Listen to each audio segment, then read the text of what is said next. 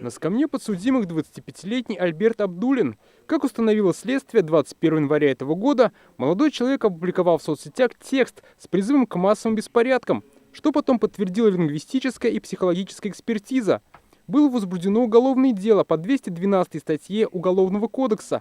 Абдулин свою вину признал полностью, заседание проходило в особом порядке. Соответственно, статье 61 УК РФ обстоятельствами смягчающими признательный суд признает их полными виновными. Полное согласие с предъявленным обвинением вину содеянным признал и раскаялся як повинный. Решением суда Абдулина признали виновным. Его приговорили к ограничению свободы сроком на 6 месяцев. Набережно-Челнинским городским судом Абдулин признан виновным в совершении преступления, предусмотренного частью 3 статьи 212 Уголовного кодекса Российской Федерации. Ему назначено наказание в виде ограничения свободы сроком на 6 месяцев с возложением определенных ограничений. Ему запрещается посещать места проведения массовых мероприятий. Раз в месяц нужно отмечаться в УФСИН, не менять место жительства, работы и учебы и не выезжать за пределы города. Этот приговор стал первым в республике после январских несанкционированных акций. Своего вердикта уже в СИЗО Казани ожидают еще 2 человека. Насмотрелся пропаганды со стороны определенных групп и начал вести себя так же. По версии следствия, в феврале этого года 26-летний Ильнар Ефимов умышленно разместил в телеграм-канале 11 аудиосообщений. Они, как установила лингвистическая экспертиза, содержат признаки призывов к осуществлению экстремистской деятельности. Возбуждено уголовное дело по 280 статье Уголовного кодекса. Вообще желательно избегать подобных мероприятий, где тебя могут задерживать. Вот. И не лезть в пекло.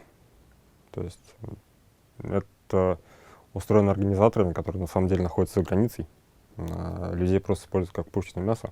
По этой же статье и тоже в СИЗО, и тоже с похожей историей находится 25-летняя Камила Хайбулина. Зашла в чат Навального, Казань. И дальше уже кто-то скидывал разные ссылки других групп. Переходила туда. Как считает следствие, в январе и феврале этого года девушка разместила в мессенджере 13 текстовых сообщений, в которых эксперты усмотрели признаки призывов к осуществлению экстремистской деятельности. Зная последствия своих действий, я бы никуда не пошла и ничего бы не писала абсолютно. Я бы не касалась этой темы совершенно. Я просто не знала последствий, что... Может, даже и знала, но не до конца осознавала, что это так все серьезно. И если это согласованная акция, конечно, пожалуйста. Я считаю так. Но если нет, то это противозаконно. Не стоит. Суды по этим делам должны состояться после завершения следственных действий. Ильнару Ефимову и Камиле Хайбулиной грозят принудительные работы или лишение свободы до 5 лет. Дмитрий Аренин, Зуфар Давлетшин, Андрей Мохов, Игорь Романов, ТНВ, Казань, Набережные Челны. Закажи рекламу на ТНВ. Телефон в Казани 5 705 100.